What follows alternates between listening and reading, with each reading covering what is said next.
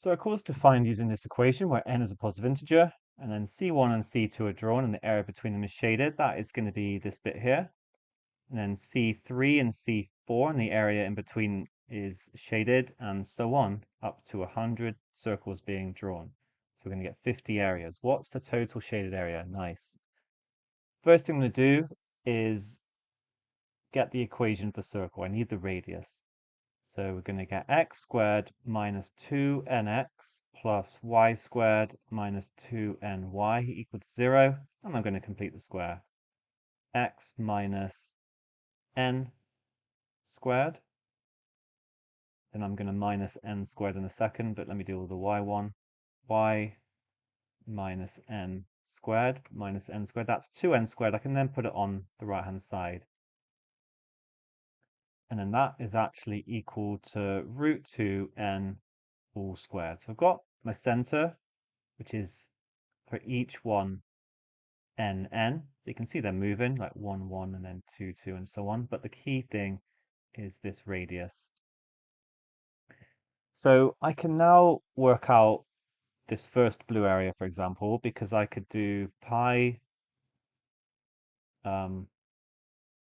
So when n is 1, I'll do pi times root 2 squared, which is just 2 pi.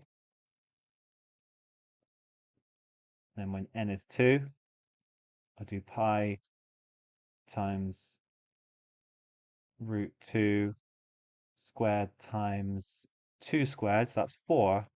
So I'm going to get 8 pi. So the difference is going to be 6 pi. Now, obviously, I don't want to do this for every single case. I'm just sort of getting a bit of a feel for what's going on. We could do it with 3 and 4. Now, what if we do n equals capital N? Then I'd get pi times root 2 capital N squared, which is 2 pi n squared. And then if I do the one after it,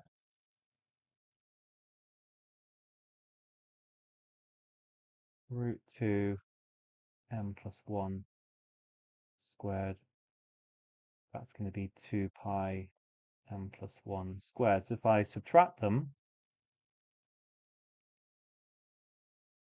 it'll be 2 pi, then n plus 1 squared minus n squared. I can expand the bracket and minus that 2n squared.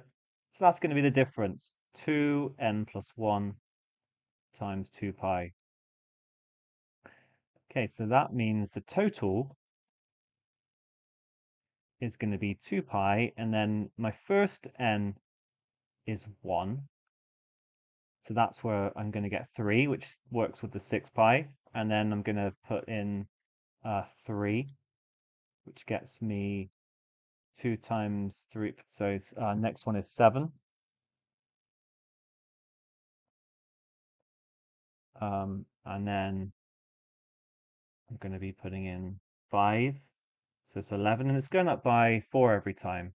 To be honest, you can get to this without doing all this algebra. Like when I did it originally, I tried n equals 3, n equals 4, and saw that the difference was going to be 4, or 8 pi if you include the 2 pi here, and then kind of figured it out. But this is a little bit better. And we'll work out the last one. When I put in 99, I'm going to get 199 here. So that is it. That is my summation. I've got an arithmetic series with 50 terms. So I can use a half n a plus l. That little formula can be really useful sometimes. So 2 pi times a half times 50 times 3 plus 199, that's 202. Probably the best thing to do is do 2 times 50, which is 100. 100 pi times 202, and then divide by 2 at the very end, or actually divide the 202 by 2 to give 101. So it's going to be 10100 pi, and that is our answer. So E. So just to go over it one more time, we completed the square, worked out the center, but you can see the centers are changing there. going up this line y equals x actually, but the key thing was the radius.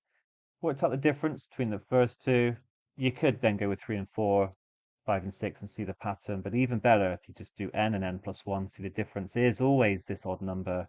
And then just basically put in n, we can see, well, yeah, we can see that when I'm putting in n equals 1 and then 3 and then 5 and so on, that actually gave me this arithmetic series with a difference of 4. But the key thing actually was just using this formula, subbing in, which gave us our answer, 10,100 pi. Nice.